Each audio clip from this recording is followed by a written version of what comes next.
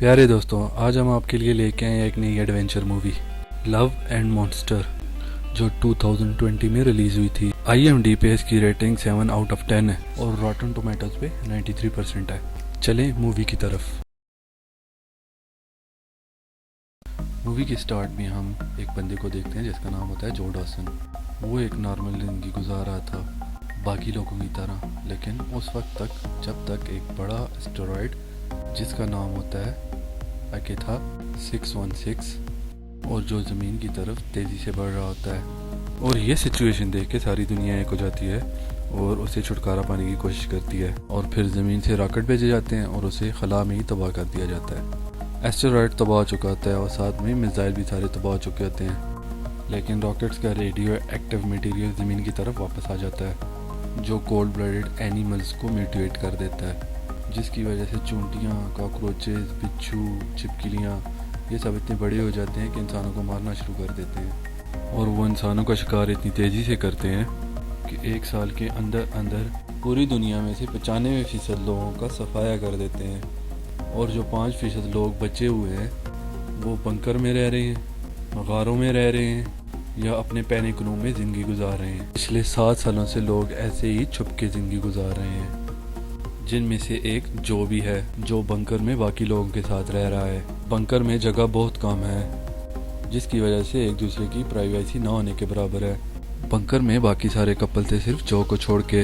Bunker में एक couple को बेबी होता है। उधर लाइफस्टाइल किसी और ही किस्म का होता है जो बाहर की दुनिया से बिल्कुल मुख्तलिफ होता है।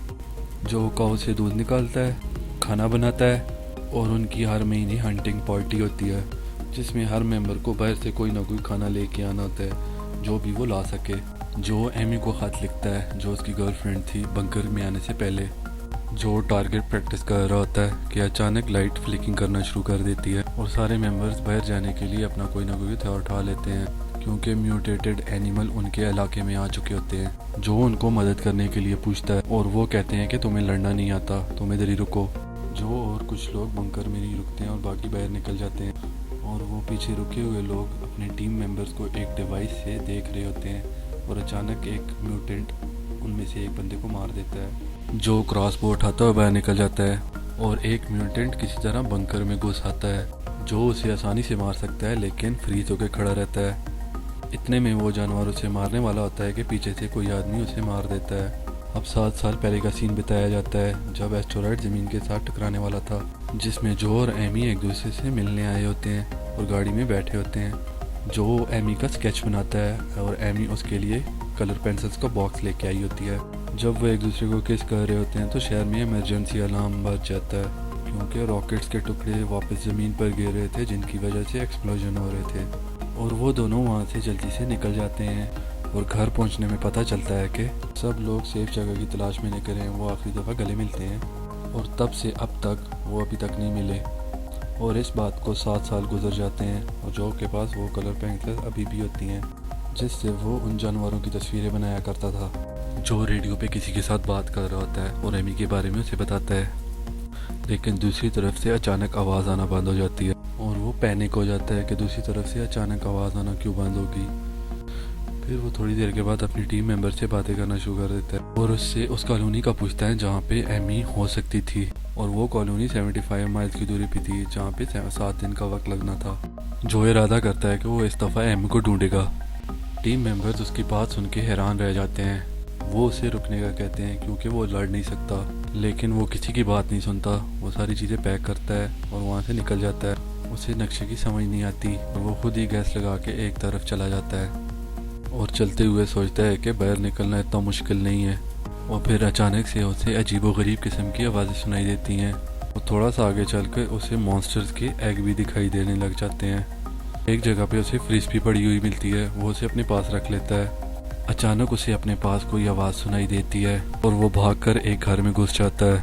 वहाँ एक फ्रिज को देख के उसे खोलने की कोशिश करता है तो उसके अंदर एक मॉन्स्टर बैठा होता है और वो वहाँ से डर के भाग जाता है।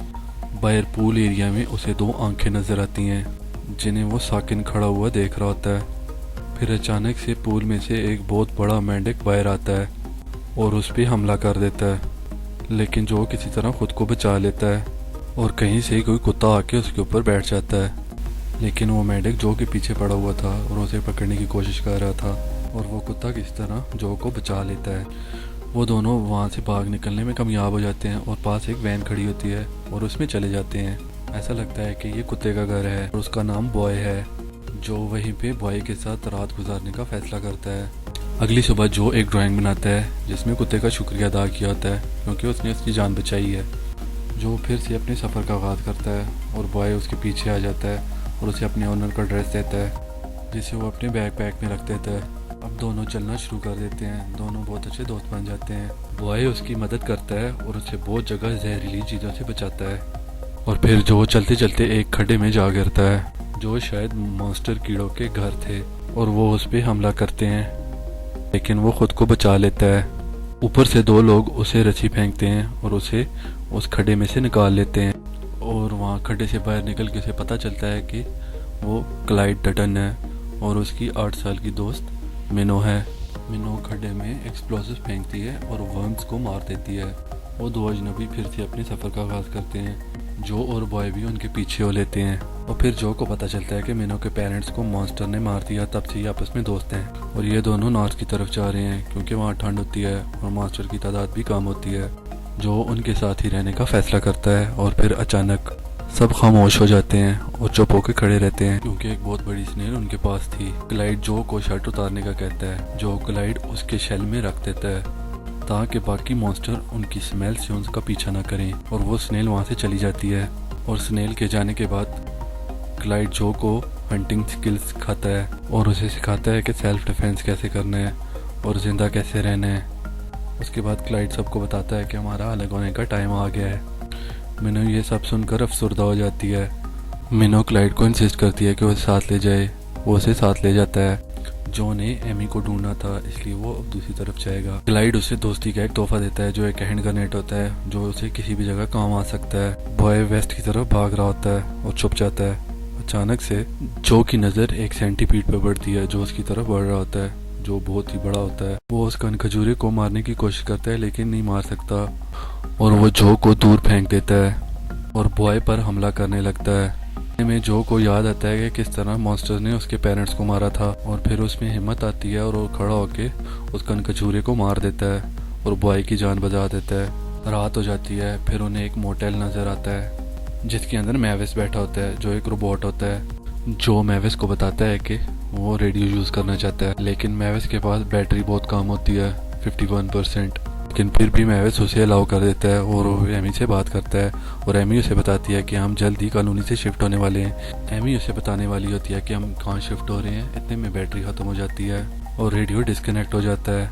उसके बाद मैविस उसके साथ बैठ के बातें करता है और उसे पुरानी यादें दिखाता है, और उसके बाद मैविस की बैटरी भी ख़त्म हो जाती है। अगली सुबह जो और बॉय अपने सफ़र का दोबारा से आगाज़ करते हैं और फिर उसे मलकाए रेत नज़र आ जाती है। इसके बारे में क्लाइड ने उसे इन्फॉर्म किया था कि ये बहुत ज़्यादा ख़तरनाक चीज़ है। मलकाए रेत उन पर हमला करती है और वो जंगल में भाग जाते हैं और दरिया के किनारे आके छुप जाते हैं। बॉय डर जाता है और भौंकने लगता है, और बॉय देखता है कि उसके मालिक का ड्रेस उड़ के जा रहा है और वो उसकी तरफ जाता है और मलकाए रेत उस पर हमला कर देती है। और जो मलकाए रेत के मुंह में ग्रेनेड फेंक के बॉय को बचा लेता है। और जब वो पानी से निकलता है कि उसके जिस्म के साथ बड़े बड़े लीच चिपके होते हैं, और वो दर्द और गुस्से में बॉय के ऊपर चलाता है, जिस वजह से बॉय उसे छोड़ के भाग जाता है। जो अब अकेला सफ़र कर रहा होता है और उसका सर भी चकरा रहा होता है क्योंकि लीचेस पॉइजनस थे। अब उसे हेलुसिनेशन होने लगती है कि कुछ लोग उसकी तरफ आ रहे हैं। फिर वो अचानक से एमी को देखता है कि एमी उसके करीब आ रही है, और एमी को किस करते ही वो बेहोश होकर गिर पड़ता है। और जब उसे होश आता है तो वो एक बंकर में था और एमी उसका इलाज कर रही थी। अब एमी उसे बताती है कि जब उसके माँ बाप गुजर गए थे तो यहाँ पे बुजुर्ग लोगों का ख्याल करती है। एमी के पेरेंट्स का सुनकर जो को बहुत अफसोस होता है। अब एमी उसे बाहर लेके जाती है और बाकी का ऐसा दिखाती है जो कि बहुत ही खूबसूरत बीच था। जो बाहर जाके देखता है कि लोग ये जगह भी छोड़ने की तैयारी कर रहे हैं। वहाँ पे कुछ और सर्वाइवर भी आते हैं जो किसी और ग्रुप में होते हैं, और उनमें उनका एक लीडर होता है जिसका नाम होता है कैप। कैप प्रॉमिस करता है कि उन सबको सेफ जगह पे लेके जाएगा, इसलिए वहाँ के तमाम लोग पैकिंग कर रहे होते हैं। फिर सब रात को मिलके पार्टी करते हैं। एमी जो को बताती है कि उसमें अब पहली वाली फीलिंग्स नहीं रही क्योंकि उसने बहुत से अपने करीबी लोगों को अपने सामने मरते हुए देखा है। और साथ ही उसे ये भी बताती है कि वो इतने साल किसी और के साथ रिलेशन में रही जब तक वो मर नहीं गया। जो ये सुनकर बहुत अफसरदा होता है क्योंकि वो उसके साथ मुखलिस था। उससे माफ़ी मांगता है कि उसने पहले आने की कोशिश नहीं की। अब एमी उसे अपने साथ चलने का कहती है, लेकिन जो मना कर देता है और वो कहता है मैंने वापस जाना है। इसलिए वो अपनी टीम से रेडियो पे बात करता है और वो उसकी बात सुनकर सरप्राइज हो जाते हैं कि वो जिंदा है। और उसके टीम मेंबर्स बताते हैं कि वो लोग भी वहाँ से शिफ्ट हो रहे हैं क्योंकि वो जगह भी अब सेफ नहीं रही। इतने में वो उनसे प्लान पूछता, उनकी कॉल आधे में कट हो जाती है। जो नोटिस करता है कि उसके पास शराब और बेरीज पड़ी हुई हैं और ये वही बेरीज थी जिसका बॉय ने जो को बताया था कि ये पॉइजनस हैं। और ये देख कर वो बाहर की तरफ भाग खड़ा होता है और सारे लोग बेहोश पड़े होते हैं। और एमी के पास जाता है जो कम्प्लीटली ड्रंक होती है और जो को कोई सर में आके मार देता है और वो बेहोश हो जाता है। अगले दिन जब सबकी आंख खुलती है तो सब अपने आप को बंधा हुआ पाते हैं। कैप जो के पास आता है और उसे बताता है कि हम पायरेट्स हैं और इस तरह की कॉलोनीज को खुराक और फ्यूल के लिए लूटते हैं। इतने में एक मॉन्स्टर केकड़ा नमूदार होता है और सब डर के भागने लगते हैं। असल में वो केकड़ा कैप का पालतू होता है और वो उसे हुक्म देता है कि इस कॉलोनी वाले सब बंदों को खा ले। एमी खुद को फ्री करके जो को भी फ्री करती है और खुद क्रू के साथ लड़ती है और जो को कहती है तुम केकड़े को देखो। केकड़े के साथ लड़ाई में जो को पता चलता है कि केकड़ा एक फ्रेंडली मॉन्स्टर है, वो तो सिर्फ कैप के इशारों पे नाच रहा है। इतने में बॉय भी नमूदार होता है और केकड़े से जो को बचाने की कोशिश करता है और वो लड़की डाना बॉय को गोली मारने वाली होती है। इतने में वो गोली क्रैब को लग जाती है। कैप के साथ ही भागने की कोशिश कर रहे होते हैं। क्रैब जो को मारने ही वाला होता है। वो क्रैब को गोली नहीं मारता बल्कि उस जंजीर को गोली मारता है जिससे उसे इलेक्ट्रिक्यूट किया जा रहा था। और फिर वो क्रैब कॉलोनी वाले को छोड़कर कैप की बोट की तरफ जाता है और उसके सारे क्रू को मार देता है। और अगले सीन में जो अपने कॉलोनी को वापस जा रहा होता है और जाते हुए मास्टर की बनी हुई डायरी एमी को देता है और उसे किस करता है। 7 दिन के बाद बॉय के साथ वो अपने बंकर में पहुंचता है और उसके साथी उसे देख के बहुत खुश होते हैं और वो सब भी पहाड़ों में सेफ जगह जाने के लिए तैयार हो जाते हैं। और जो और कॉलोनीज वालों को भी इंस्पायर करता है कि बाहर लाइफ गुजारी जा सकती है। आखिर में हम देखते हैं कि बहुत ज़्यादा कॉलोनीज के लोग पहाड़ों की तरफ सेफ प्लेस पे जा रहे होते हैं जहाँ क्लाउड और मिनो पहले से पहुंचे होते हैं। प्यारे दोस्तों, ऐसी और भी वीडियोस देखने के लिए हमारे चैनल को सब्सक्राइब करें और नोटिफिकेशन भी ऑन रखें और अपनी कीमती राय से आगाह करें। शुक्रिया।